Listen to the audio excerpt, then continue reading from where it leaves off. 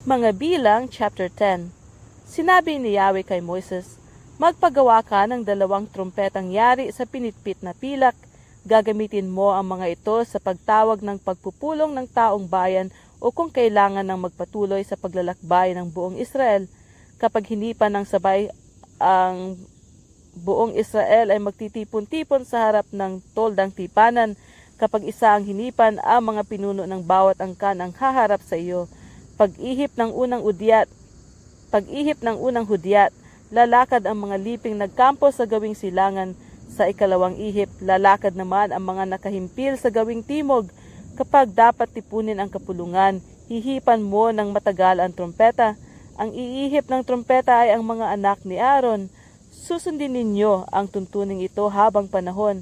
Kapag nilulusob kayo ng inyong kaaway, hipan ninyo ang trompeta bilang hudyat upang tulungan at iligtas kayo ng Diyos ninyong si Yahweh. Sa inyong mga pagdiriwang tulad ng pista ng bagong buwan at iba pang mga kapistahan, hihipan din ninyo ang trompeta habang inihahain ang handog na susunugin at handog pangkapayapaan. Sa gayon, aalalahanin ko kayo at tutulungan. Ako si Yahweh, ang inyong Diyos.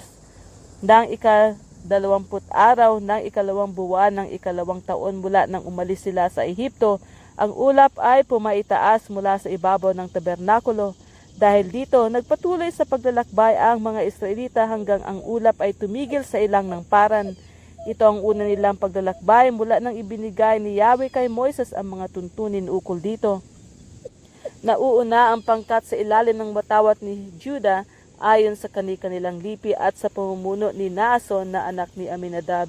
Si Nathaniel naman na anak ni Zuar ang pinuno ng lipi ni Issachar at si Eliab na anak ni Hilon ang nangunguna sa lipi ni Zebulun.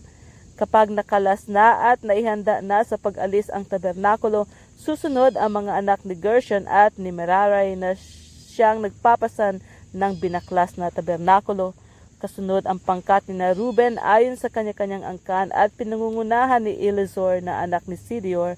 Ang lipi naman ni Simeon ay pinangungunahan ni Zelomiel na anak ni Surisadai at ni Eliasaph na anak ni Duel naman sa lipi ni Gad. Kasunod ng pangkat ni Ruben at ang mga Levita mula sa angkan ni Kohat, dala ang mga sagradong bagay. Pagdating nila sa susunod na pagkakampuhan, muli nilang itatayo ang tabernakulo. Kasunod naman ang pangkat ni Ephraim ayon sa kani-kanilang angkan sa ilalim ng pumumuno ni Elisama na anak ni Amiud.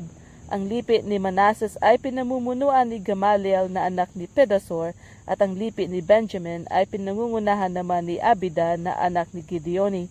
Ang pangkat ni Dan ang kahuli-hulihan at siyang nagsisilbing tanod na nasa huling hanay. Sila ay pangkat-pangkat din ayon sa angkan at pinangungunahan ni Ahiezer na anak ni Amisadai. Ang pinuno ng lipi ni Asher ay si Pagiel na anak ni Okran at ang pinuno naman ng lipi ni Naphtali ay si Ahira na anak ni Inan. Ganito nga ang ayos ng buong Israel tuwing sila ay magpapatuloy sa paglalakbay.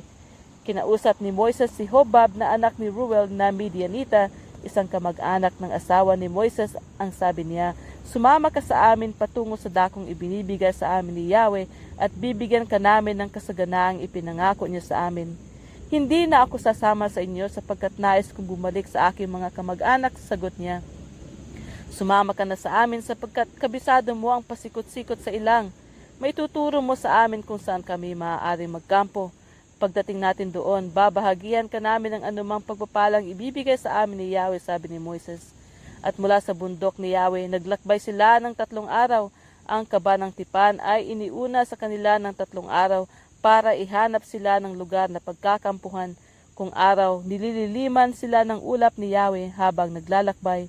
Tuwing ilalakad ang kaba ng tipan, ito ang sinasabi ni Moises, magbangon ka Yahweh, kaaway ay pangalatin. Itaboy mo ang iyong mga kaaway at magtatakbuhan sa takot ang lahat ng napupuot sa iyo. At kapag inhihinto na nila sa paglalakbay ang kaba ng tipan, ito naman ang sinasabi niya, manumbalik ka Yahweh sa libu-libong angkan ng Israel.